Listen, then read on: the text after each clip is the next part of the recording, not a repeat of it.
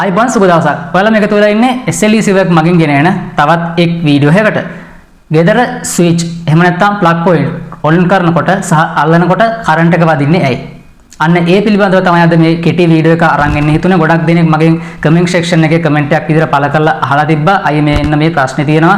මොකක්ද ඒකට විසඳුම කියලා. ඉතින් මෙන්න මේ වගේ වීඩියෝස් ඔයාලට නරඹන්න ඕන නම්, දැනුම ගන්න ඕන නම්, ගෙදර විදුලි උපකරණ අලුත් වැඩියා කරන්න දැනුම ගන්න ඕන නම්, ශීතකරණ හා වායු සමීකරණ කාර්මික ශිල්පය, විදුලි කාර්මික ශිල්පය, ජනනල කාර්මික ශිල්පය පිළිබඳ දන්න සිංහල ඉගෙන ගන්න කැමති නම් අනිවාර්යෙන් subscribe button එක පල්ලෙහා තියෙන රතු පාට subscribe button එක press කරලා තියාගන්න ඔයාලට දැනුම ගැනීම සඳහා. ඉතින් අපි යමු වීඩියෝ එකේ මාතෘකාවට.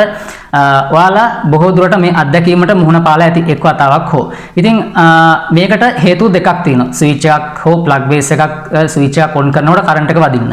ඉතින් පළවෙනි හේතුව විදිහට ගත්තොත් ඔයාලා ඒ ස්විච් එක හරි ප්ලග් බේස් එක හරි ස්ථානගත කරලා තියෙන එළිය නම් ඒකට වැස්සෙන් බාධාවක් ඇති වෙනවා නම් ඒ කියන්නේ වැස්සට පස්සේ වතුර කාන්දු වෙනවා නම් සහ ඒ මොයිස්චර් ලැබෙනවා නම් ඒ ස්විච් එකේ වතුර තැම්පත් වෙනවා නම් සහ ස්විච් එකට වතුර ගියොත් අන්න ඒක පළවෙනි හේතුව විදිහට අපිට ගන්න පුළුවන් ඔයාලට කරන්ට් එක වදින්න. මොකද විදුලිය කියන්නේ ප්ලාස්ටික් හරහා ගමන් කරන්නේ නැහැ. ප්ලාස්ටික් කියන්නේ ඉන්සුලේෂන් එක. ඉතින් ඒ ප්ලාස්ටික් එක හරහා විදුලිය ගමන් කරන්නේ නැති වුණත් අර ජලය කාන්දු වෙලා තියෙන හින්දා ඒ ස්විච් එකේ හෝ ප්ලග් බේස් එකේ ජලය තැන්පත් වෙලා තියෙන හින්දා අපිට කරන්ට් එක වදිනවා. අන්න ඒක තමයි ප්‍රධාන හේතුව. මොකද වතුර හරහා විදුලිය ගමන් කරන හින්දා. ඒක වලට ඒ පළවෙනි හේතුව පැහැදිලි වෙන්නේ නැති කියලා මම හිතනවා. දෙවෙනි හේතුව තමයි සාමාන්‍යයෙන් මුහුදු බඩ ප්‍රදේශ ආශ්‍රිතව ඔයාලගේ නිවෙස් ස්ථානගත වෙලා තියෙනවා නම් සහ උදාහරණයක් විදිහට මීටර් 500ක් වගේ ඇතුළත මුහුදේ ඉඳන් ඔයාලගේ නිවසේ විදුලි පද්ධතිය සම්බන්ධ වෙලා තියෙනවා නම් උදාහරණයක් විදිහට ස්විච් ප්ලග් බේස් බෙදා හැරීමේ පූර්ව. ඉතින් ඔන්න ඕවට අර මුහුදේ ඉඳලා එන හුළඟ ලවණ මිශ්‍ර හුළඟ හින්දා මේවැ මොයිස්චර් එකක් තැම්පත් වෙනවා. ඒ කියන්නේ ලුණු මිශ්‍ර මොයිස්චර් එකක් තැම්පත් වෙනවා. එහෙම වුණාම මොකද වෙන්නේ? ලුණු කියන මාධ්‍යය ගත්තොත් අපි විදුලිය ගමන් කරන එක් මාධ්‍යයක් විදිහට අපිට ගන්න පුළුවන්. ලුණු වලත් විදුලිය ගමන් කරනවා. ඉතින් අර ලුණු ටික ස්විච් එකේ තැන්පත් වුණොත් අර කරන්ට් එක තියෙන කම්බියේ ඒ ලුණු තැවරිලා ක්‍රමක්‍රමයෙන් ස්විච් එක පුරාම ලුණු ආවරණයක් විදිහට පොඩි මොයිස්චර් එකක් විදිහට තැන්පත් වුණොත් ඒ අපි ස්විච් එක අල්ලනකොට ලුණු අතේ ගෑවෙනවා.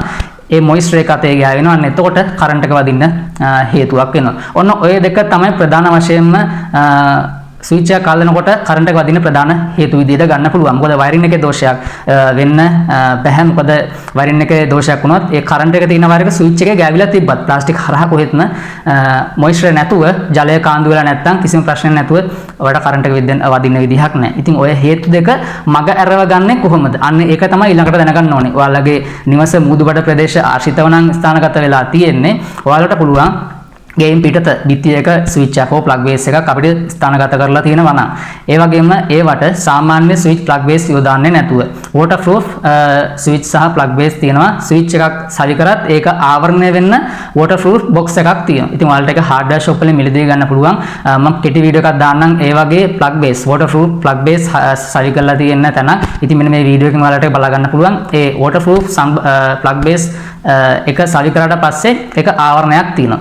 ඉතින් ඒ ආවරණය ඕපන් කරලා නැත්නම් කප් එක ඕපන් කරලා තමයි අපි ප්ලග් টොප් එක සම්බන්ධ කිරීමක් සිදු කරන්නේ. ඉතින් ඒ ප්ලග් බේස් එක අරින කප් එකේ පවා රබර් සීල් එකක් තියෙනවා. ඒකින්ද අර මොයිස්චර් ලවණ මිශ්‍ර හුළඟ ඇතුළට ඒ ප්ලග් බේස් එක ඇතුළට කාන්දු වෙන්නේ නැහැ. ඉතින් අන්න ඒ වගේ ආදේශක තියෙනවා ඒ වගේ විසඳුම් වලට. ඉතින් ඔයාලට වැස්සෙන් තෙමන තැනක පවා ප්ලග් බේස් එකක් සවි කරන්න පුළුවන්. ඉතින් ඒක තමයි මම කරපේ waterproof sun box හරි ප්ලග් බේස් හරි switch box හරි ඒවට නිර්මාණය වෙලා තියෙන්නේ. ඉතින් ඔන්න ඕක තමයි තියෙන විසඳුම. ඕක තමයි මම පෙන්වා දුන්නු හේතු දෙක තමයි බහුලවම සිදු වෙන්නේ. ඉතින් ඔයාලට ඒ කාර්යය තියෙනවා නම් සමහර වෙලාවට ඔයාලගේ බෙදා හැරීමේ පූර්වෙත් අර මුහුදුබඩ ප්‍රදේශවල කිට්ටුව නම් ඒ බොක්ස් එකේ සීල් වෙන්නේ නැහැ. ඒක ප්ලාස්ටික් බොක්ස් එකක් ගන්න ඒක සාර්ථක නැහැ. මුහුදුබඩ ප්‍රදේශයක වගේ නිවස ස්ථානගත කරනවා නම් විදුලි පද්ධතිය ඉදිකිරීම කරනවා නම් ඔයාලට ඒ DB එකට waterproof DB box එකක් හොඳ ඔරිජිනල් එකක් ස්ථානගත කරන්න. මොකද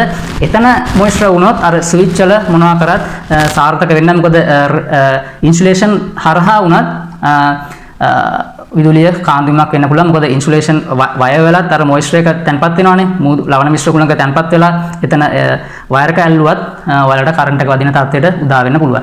ඉතින් ඔයාලට මේ කියපු දේවල් පැහැදිලි වුණා කියලා හිතනවා. සරලවම තමයි කිව්වේ, ලොකු විද්‍යාත්මක හේතු කියන්න ගියේ නෑ. ඉතින් මේ ගැටලුව තියෙනවා නම් අන්න ඒ විදිහට ඔයාලට ඒ ප්‍රශ්නේ නිරාකරණ කරගන්න පුළුවන්. ඉතින් මේ වීඩියෝ එක පැහැදිලි වෙන්නේ නැති, අදහසක් එන්නේ නැති වීඩියෝ එක වටනවා නම් අනිවාර්යෙන් තවත් යාළුවෙකුට බලන්න ෂෙයා කරන්න. ඉදිරි වීඩියෝ එක හම්බ වෙනතුරු ඔයාලට සුබ දවසක්.